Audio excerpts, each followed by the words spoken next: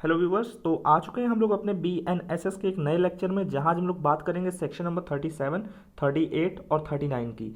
आज हम लोग 3 सेक्शंस कवर करेंगे। हम लोगों ने इस चैप्टर में, यानी जो अरेस्ट वाला पोर्शन हम लोग देख रहे हैं BNSS में, इसमें हम लोगों ने 35 और 36 ऑलरेडी देख चुके हैं, हम लोग उसको कवर कर चुके हैं।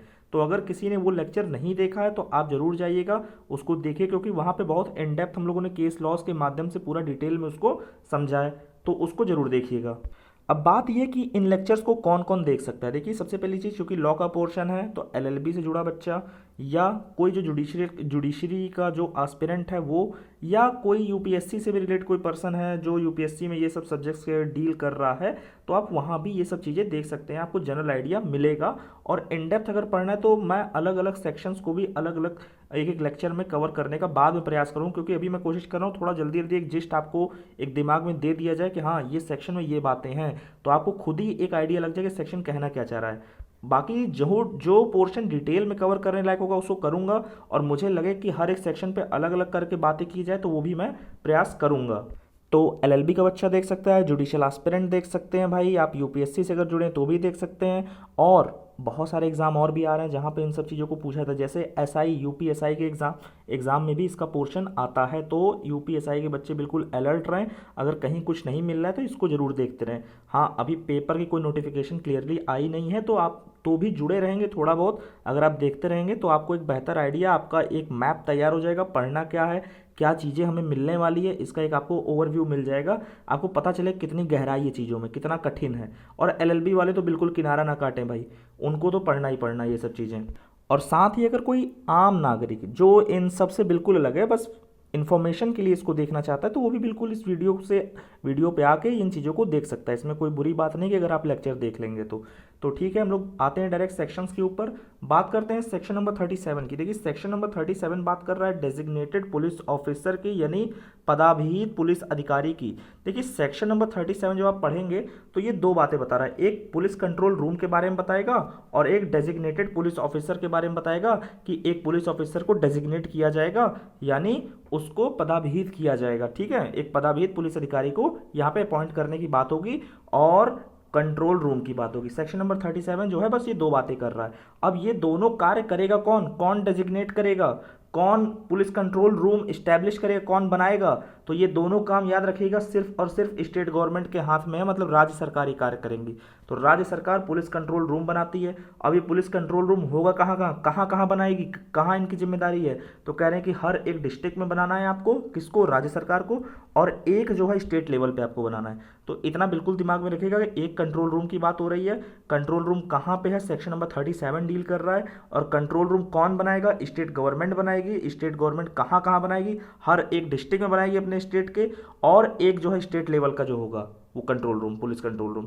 अब मोटे मोटे तौर पे इनका सारा काम क्या है कंट्रोल रूम का, कि पूरा जितना पुलिस महकमा होता है इनके एरिया में, उसकी पूरी इंफॉर्मेशन, पूरी डिटेल, पूरा मैनेजमेंट इन्हीं के हाथ में होता है। और फाइनली फिर ये अपनी रिपोर्ट सारे जो भी पुलिस कंट्रोल रूम होंगे डिस्ट्रिक्ट के, वो अपने एक टेन्योर के बाद स्टेट पुलिस कंट्रोल रूम को भेज देते हैं।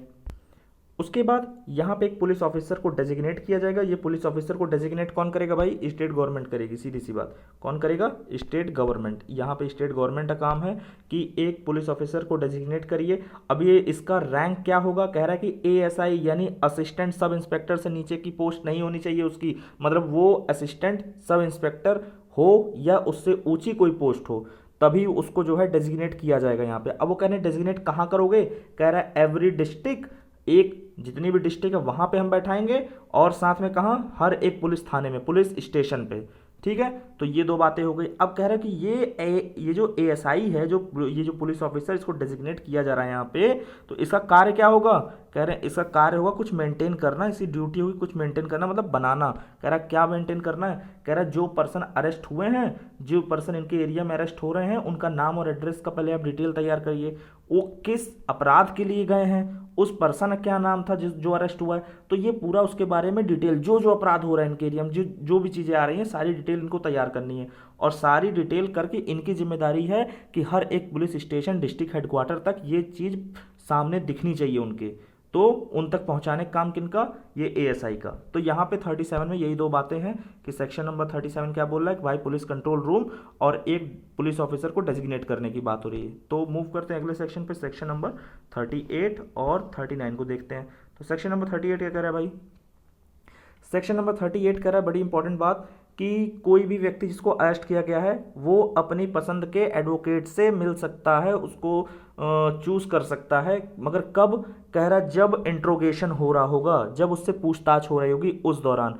तो सेक्शन नंबर 38 क्या बोल रहा है कि किसी भी पर्सन जिसको अरेस्ट किया जा रहा है, ठीक है, जो पर्सन अरेस्ट है उसका ये अधिकार है, सीधी सी बात, ये अधिकार की बात कर रहा है उस व्यक्ति के, कि उसको अधिकार है कि वो अपने पसंद का जो है कोई भी एडवोकेट लेके जा सकता है, साथ में बुला सकता है, उससे मिल सकता है जब उससे पूछताछ करेगी पुलिस।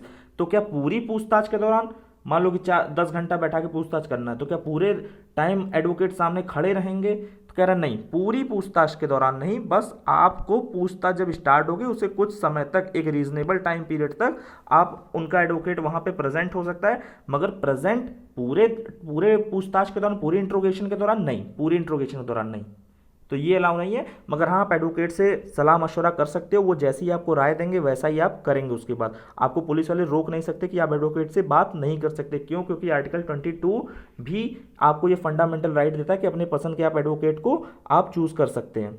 ठीक है, तो यही बात सेक्शन 38 भी दे रहा है। तो सेक्शन नंबर 38 याद रखिएगा, एडवोकेट जुड़ी बात बोल रहा है। अब अगला सेक्शन नंबर 39, सेक्शन नंबर 39 क्या कह रहा है, देखिए यहाँ पे अब एक पोर्शन है जो जहाँ पे नॉन कॉग्निजेबल केस में भी आपको अरेस्ट किया जा सकता है, तो ये वो वाला पोर्शन बता रहा है। वैसे जनरली होता क्या है कि सिर्फ आप कॉग्निजेबल केस में आपको बिना वारंट के उठा सकते हैं, मगर यहाँ क्या है, कुछ ऐसी कंडीशन बन रही नॉन कॉग्निजेबल केस के भी अकॉर्डिंग कि आप अगर नॉन कॉग्निजेबल ऑफेंस भी किए हो तो भी हम आपको उठा ले जाएंगे। मतलब कौन उठा लेगी? पुलिस उठा लेगी। कह रही वो कंडीशंस क्या क्या है, तो यहाँ पे 39 उसको बता रहा है। कह रहा देखिए पहला चीज़ कि आप नॉन कॉग्निजेबल ऑफेंस के अपराधी हो। देखो ये अपराधी कैसे हो सकते हो, या तो आप पहले से अपराध किए हो या पुलिस के सामने अपराध कर दिए। तो दोनों ही केस में आपने या तो पुलिस के प्रेजेंस में कोई अपराध कर दिया और वो कैसा है, असंज्ञेय है, यानी नॉन कॉग्निजेबल है, या आप ऑलरेडी किए हुए हो और पुलिस को इसके बारे में पता है कि भाई हाँ ये पर्सन ने कमिट किया हुआ है, इसी ने अपराध किया, ये एक्यूज्ड है। तो उसके बाद पुलिस आपसे, देखो अरेस्ट तो करने का अधिकार है नहीं, मगर आपसे जानकारी तो लेगी ना आपके बारे में कि तुम हो कौन, तुम्हारा नाम क्या है, तुम्हारा पता क्या है, कहाँ रहते हो, रेसिडेंस क्या है तुम्हारा। तो जब पुलिस आपसे पूछेगी कि भैया अपना नाम और रेसिडेंस बताओ, कहाँ रहते हो, तो उस दौरान अगर आप रिफ्यूज कर दे रहे हो, मना कर दे रहे हो, या पुलिस को लग रहा है जो आपने, या आप बता भी रहे हो तो पुलिस को ऐसा लग रहा है कि भाई आप उसको बिलीव हो रहा है कि आपने गलत बताया। अब कह रहा बिलीव कैसे, कह रहा है भाई वो चेक किया होगा, हवा में थोड़ी बिलीव हो जाएगा उसको, पुलिस वाले को, कि एक सपना आ गया, उसको लगा कि नहीं नहीं ये तो बता रहा है कि मैं ताज होटल के बगल में रहता हूँ, तो पुलिस को लग रहा है कि नहीं नहीं हो ही नहीं सकता, इसकी शक्ल पे लिखा है कि ताज होटल के बगल नहीं सकता। ऐसे नहीं होगा, आपको जाके चेक करना पड़ेगा क्या ये सच में वहाँ रहता है कि नहीं, तभी हम माने कि आपने जो है रीजनेबल कार्य किया, तब अपनी कोई विचार बनाए।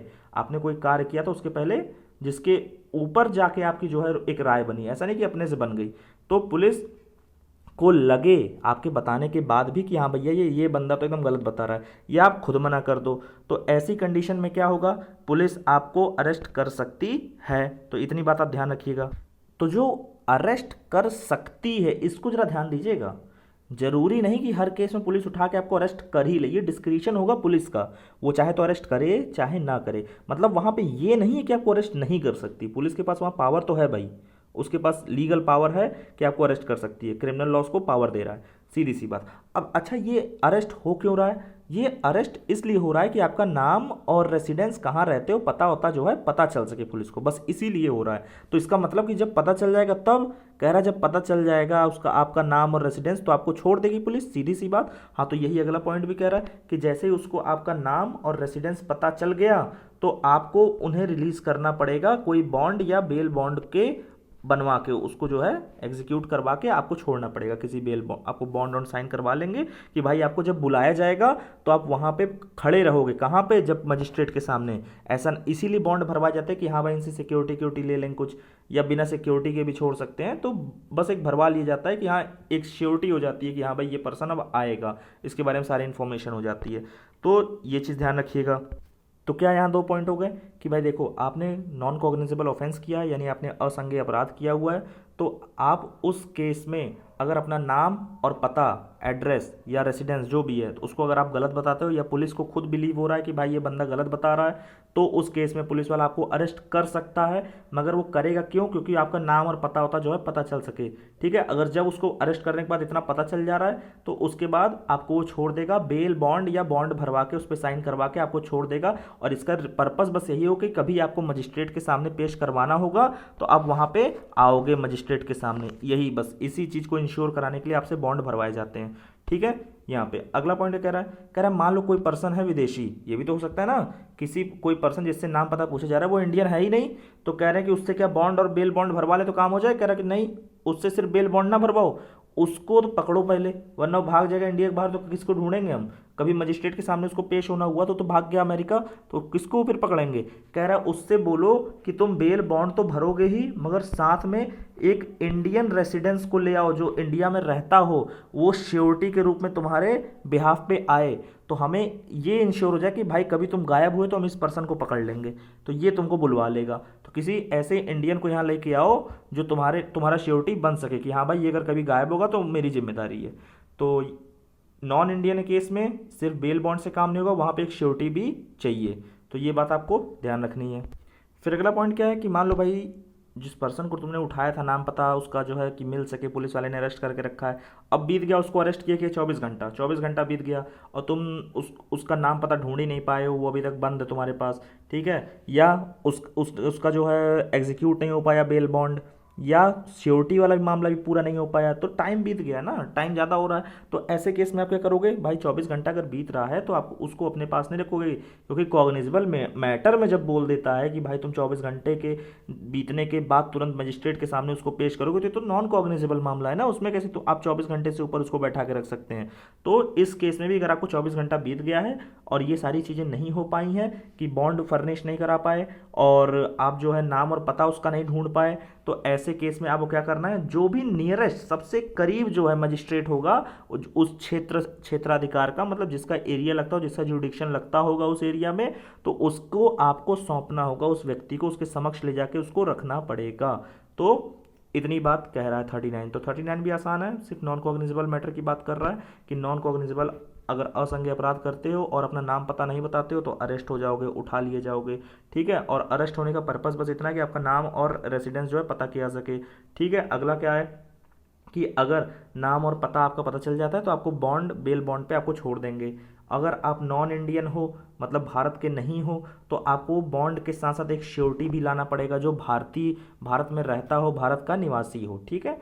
और अगला, अगर आपको अरेस्ट किए कि 24 घंटा बीत गया और आपका नाम पता और ये पता नहीं चल पाया और आपका बॉन्ड भी नहीं फर्निश किया जा सका है अभी तक, तो उस दौरान आप क्या करेंगे, सबसे नियरेस्ट मजिस्ट्रेट के पास प्रस्तुत किया जाएगा। तो इतनी बात आज के लेक्चर में रहेगी। होप सो आप लोग को सब चीज़ें समझ में आई होंगी। तो आज के लेक्चर में इतनी रखते हैं बातें। तो thank you for watching the video.